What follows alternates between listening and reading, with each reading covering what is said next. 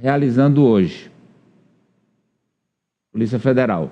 Flávio Bolsonaro. Flávio Bolsonaro diz que pensar em matar alguém é repugnante, mas não é crime. Senador diz que, se não houve golpe, não tem sentido a operação da Polícia Federal. Aniele.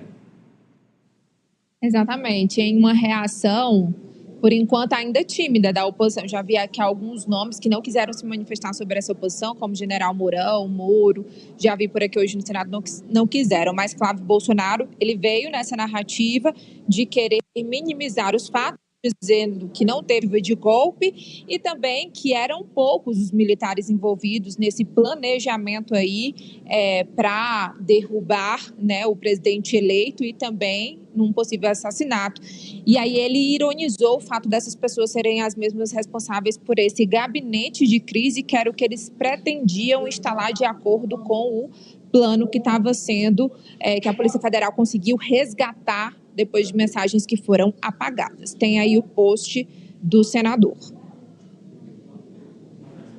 No X, o senador Flávio Bolsonaro, filho 01 do ex-presidente.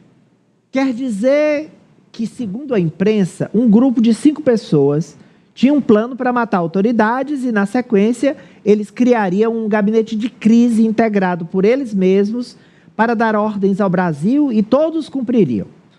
Por mais que seja repugnante pensar em matar alguém, isso não é crime.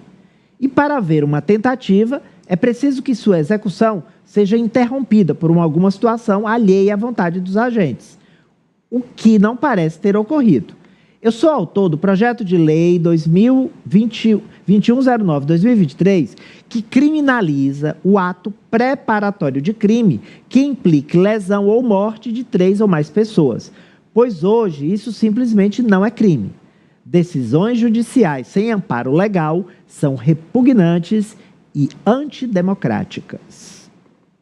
Eu vi hoje uma explicação do professor Walter Maierovitch sobre atos preparatórios e tentativa.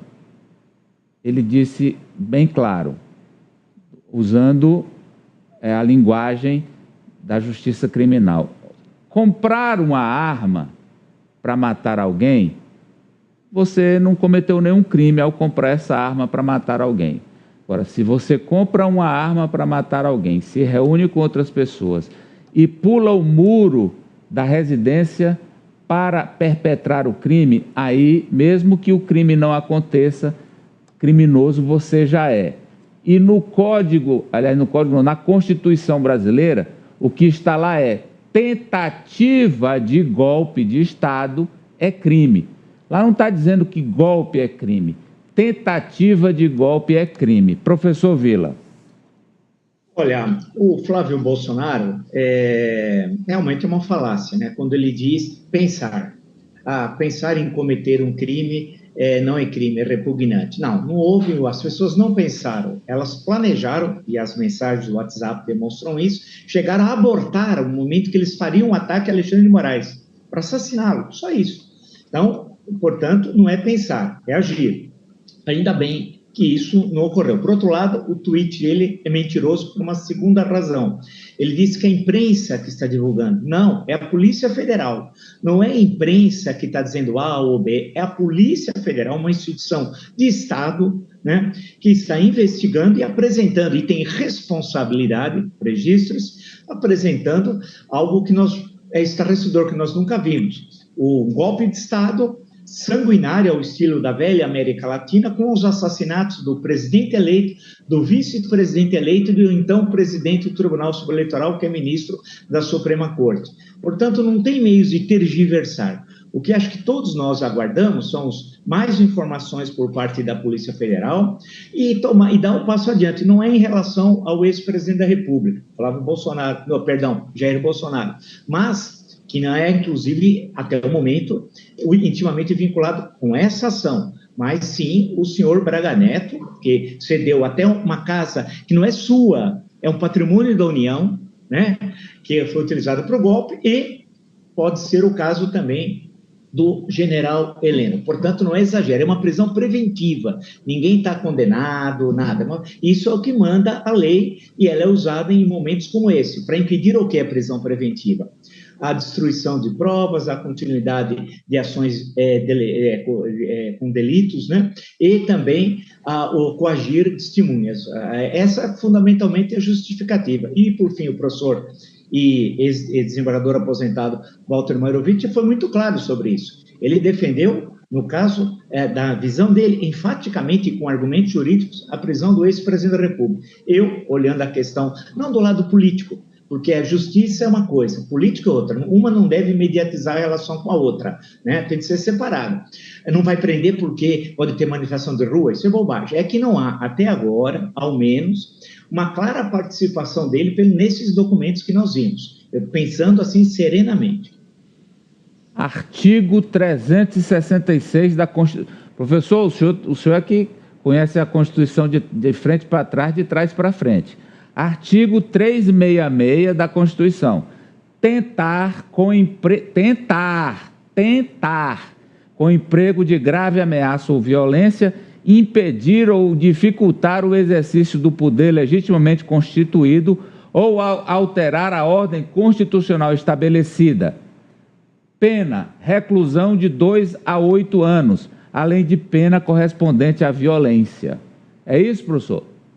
Exatamente, exatamente. Portanto, isso está disposto na Carta Magna, que dentro da hierarquia das leis é a principal. Está ali, não há meio de tergiversar. O que o Flávio Bolsonaro disse já querendo ser um advogado de defesa do pai, que sequer, no momento, sobre essa questão, parece investigado. Veja só, Ari, tentar, até porque se o golpe houvesse sido dado e fosse bem sucedido, hein? Olha, Amadeu, você tem razão, nós nem estaríamos aqui, porque a volta eu lembrei agora da música Podres Poderes, do Caetano Veloso, né? Quando ele diz, será que a América Católica sempre precisará de ridículos tiranos? E que se a gente tivesse hoje um tirano no poder, porque esse não é outro nome que se dá a alguém que usurpa, que toma pela força o poder, ele é um tirano. A gente não teria imprensa livre. Você que está me escutando, que está me assistindo na rádio ou escutando, talvez estivesse vendo aqui um discurso oficial, um programa oficioso, não teria imprensa livre, Semana do Presidente, não teria direito ao contraditório. Agora, essa passada de pano do Flávio Bolsonaro, em que ele inverte os valores, no final ele fala que decisões judiciais repugnantes e antidemocráticas, ele estava se referindo à decisão judicial que determinou a prisão dos militares golpistas e do policial federal. Ele inverteu completamente a lógica, o que faz parte do modus operandi da extrema-direita. Fala, Polena. Eu só acho sintomático que, numa operação, que por mais que o professor diga, não tem uma evidência clara de ligação do indivíduo Bolsonaro nessa operação, mas que os filhos do ex-presidente estejam indo às redes sociais para tentar desqualificar essa operação da Polícia Federal, né? E outro ponto rápido é que foi divulgada essa operação dentro da agenda, assim, enquanto o G20 está acontecendo, e eu acho que essa aceleração aí do processo dessa divulgação dessas informações se deu muito mais por conta do que aconteceu na semana passada, o caso lá do homem bomba, né, em frente ao Supremo Tribunal Federal. Então, eu acho que foi justamente para juntar esses fatos e reforçar que a anistia não é uma opção neste país. Olha, Ari, a Poliana falou dos apelidos e a gente separou o trecho aí, onde os golpistas e assassinos, né? Porque quem planeja da forma como eles planejaram a morte de outras pessoas, esse nome tem. Olha o trecho aí dos apelidos, Ari. Vamos lá, Nájila.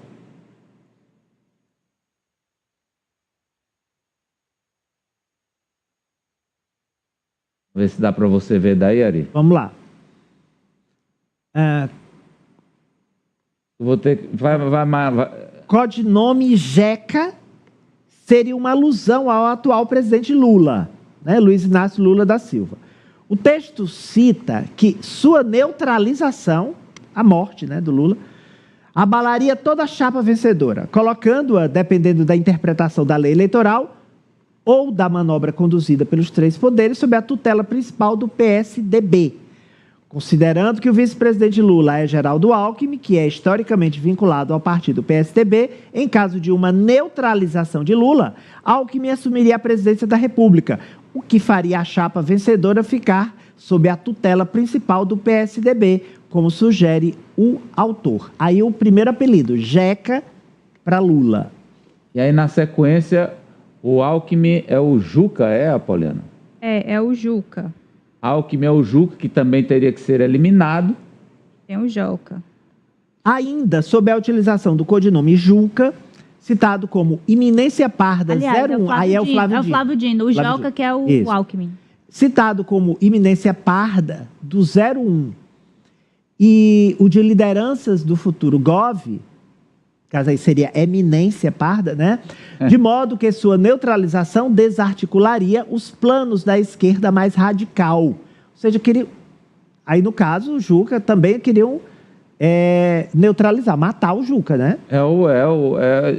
Também o Flávio Dino. Também o Flávio Dino, né? Porque o Juca não seria o Alexandre de Moraes, que eles querem matar o Juca também, tá? Fica bem claro aí no texto. Neutralização, gente, para você que está acompanhando a gente, é morte, né, Amadeu? Neutralizar é matar, seja por envenenamento, por tiro, por... enfim. Olha aí o Joca. O codinome Joca é o do Alckmin. Por sua vez, é uma referência ao citado vice-presidente Geraldo Alckmin. Isso porque o texto aponta que na inviabilidade do 01 eleito, ou seja, Lula, sua neutralização extinguiria a chapa vencedora. Como, além do presidente, a chapa vencedora é composta, obviamente, pelo vice-presidente, é somente na hipótese de eliminação de Geraldo Alckmin que a chapa vencedora estaria extinta. Tem um aí, Nájila, que aí fica bom esse terceiro print aí, que a Apoliana mandou, porque estão os três, né? Estão os nomes dos três. Olha aí, a morte dos três, né? A eliminação dos três.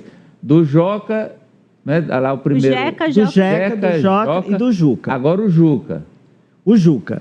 Como iminência parda do 01 e das lideranças do futuro governo, a sua neutralização desarticularia os planos da esquerda mais radical.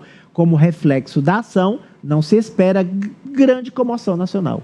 Ou seja, eles acham que ele ia ser assassinado e o Brasil ia virar as costas. Não estaria nem aí. Nem aí. Para a morte do Jeca, do Joca e do Juca. Meu Deus. Iminência parda, professor Vila. Eles são... só observando a referência do artigo 366 do Código Penal, não da Constituição, só para deixar registrado. Segundo, eles são... a gente realmente tem de rir um pouco, mas eles são perigosíssimos.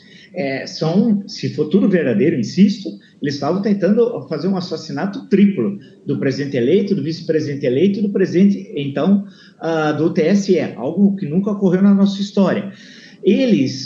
O grupo chamava Copa 2022, lembra La Casa de Papel. Por quê? Um era a Áustria, outro, cada um dava um nome, só que lá era capitais, né? No grande seriado aí da Netflix, que marcou a época, né?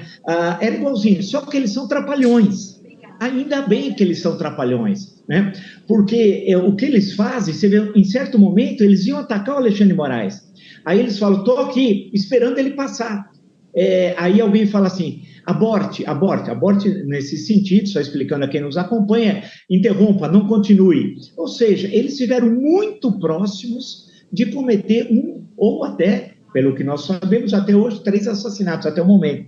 Então é tudo muito grave, além claro, de impor uma ditadura, um golpe de Estado, uma ditadura, supressão das garantias constitucionais, que as pessoas têm que entender, que nos acompanha, o dia seguinte, né? O que era a supressão das garantias constitucionais, prisões indiscriminadas, sem processo, torturas, e aí ia ser aquele horror que nós já vivemos na história do Brasil no século XX 2 vezes. na ditadura militar e na ditadura do Estado Novo. Então, era isso que estava ocorrendo aqui no Brasil. Agora, a Polícia Federal tem de apresentar desde o que é possível legalmente, porque tem coisas que você não pode apresentar agora que você está investigando. Pode prejudicar as investigações, mas mostrar o que mais tem, que não é a imprensa, como disse o Flávio Bolsonaro, mas é a Polícia Federal, porque nós estamos correndo, continuamos correndo, porque essas pessoas estão todas livres e soltas, os frenéticos do golpe de Estado e dos assassinatos políticos. Agora é necessário que eles sejam detidos para o bem da democracia do Brasil e do inquérito, porque eles podem destruir provas, volto a dizer, coagir testemunhas e continuar com as suas atividades criminosas. Olha só, nós temos